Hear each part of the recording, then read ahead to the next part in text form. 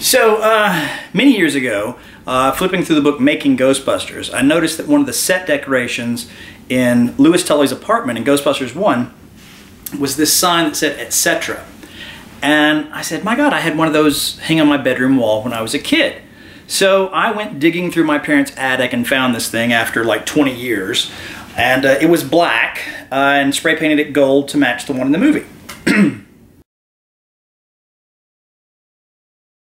So ever since then, I guess, I've kind of been paying attention to the decorations in his apartment in the first film. And one of the things that I noticed was this bust of John F. Kennedy. Later, I noticed that a very similar bust of JFK appears in the movie Back to the Future 2 from 1989, in the window of the Blast from the Past antique shop.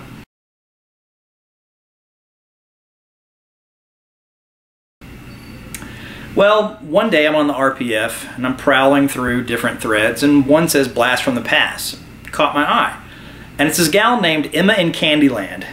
And she's actually trying to track down every single item that you see in that window. Now, it's a cheat when they made the movie in the 80s because they just took brand new stuff and threw it in a window, and it was supposed to be a future 2015's antique shop. Here it is, 2015, and she's trying to track down everything. And lo and behold, she had found the JFK bus. Somebody had found it for her.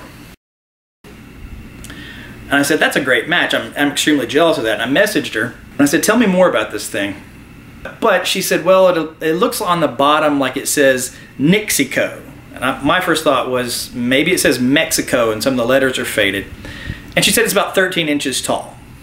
I was like, okay, cool. Armed with that, I went to eBay. I typed in JFK bust, scrolled down, visually looked at one that I thought was a match, pulled it up, and it said made in Mexico, 13 inches tall. And it was about $18, buy it now. So I bought it. And I'm not really 100% convinced it's going to match the one from Ghostbusters, but it's going to be extremely similar.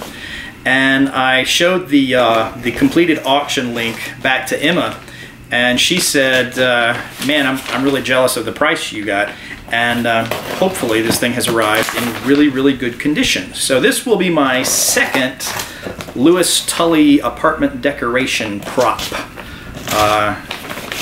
Haven't done one of these since like the late 80s, early 90s, when I went looking for that etc. sign. So, Fragile, must be Italian.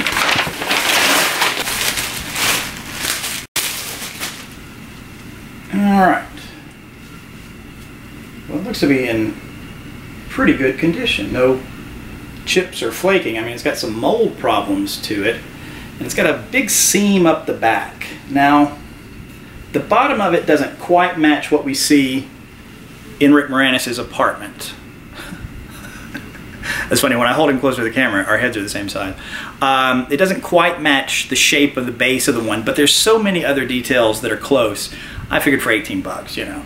But yeah, it's got a little mold error there on that ear. Cue the bullet hole jokes, and a couple on this side as well. But yeah, you see it says Mexico on the base there. My suspicion is that a lot of people took one of these and made their own molds and redid them in plaster, and so that we may be looking at a recast version of the one that we saw in the movie, 1963. These were probably a very popular item after the end of Camelot.